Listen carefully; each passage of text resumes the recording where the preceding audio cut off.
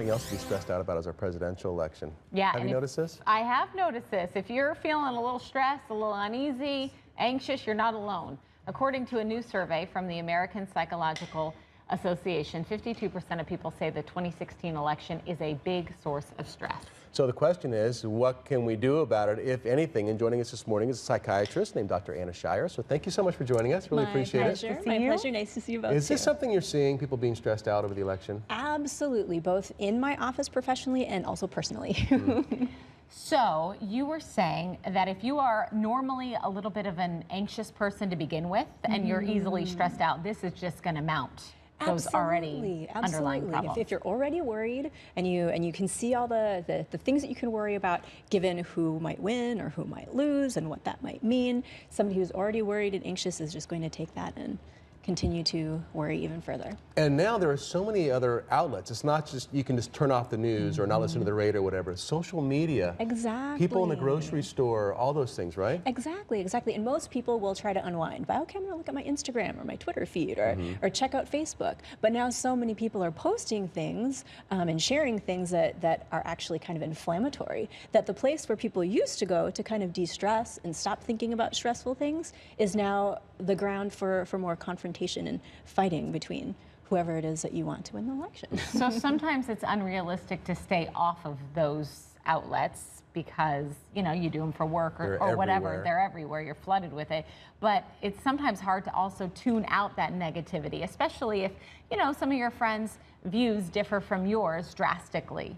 Yes, I think one of the important things, and actually one of the things that APA, the American Psychological Association, who put this data out, suggests is as much as possible to avoid talking about it. So if you know you have a friend who has opposite opinions from yours, it's best to not have a confrontation with them and then lead yourself down that path where the whole rest of the day that's all you can think about and you guys are both upset about it. Then you're fighting. You're not going to change their views in that conversation, nor are your views going to change. Right.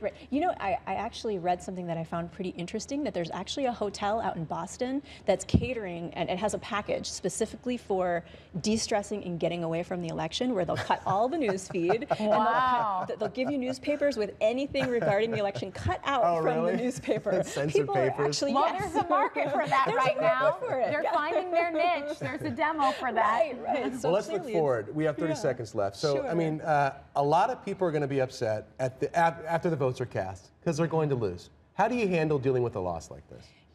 I think the biggest thing that people are getting caught up in is catastrophizing. If this person wins, everything's going to crumble. If this person wins, finally we're on the right track. But the reality of it is our system has been in place for hundreds of years and will continue to be able to run. And I think the difficulty is that people are having a hard time taking their mind out of the mindset of this is the person who I truly have my heart set on, because there's so many emotions involved.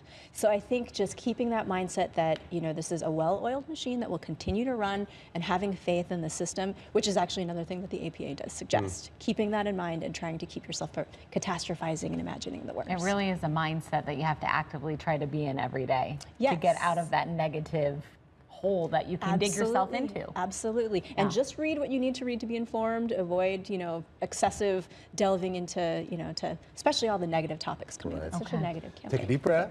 Yes. It's going to be okay. The Cardinals won on Monday night. That's a plus. Think about that. Think about the Arizona and all Cardinals. the ads will stop here eventually in about 20 days. Right. It will be done. There's an end in sight. Yes. Thank you so much for being here. Thank Great you, stuff. Dr. Shire. Nice to see you. Good stuff.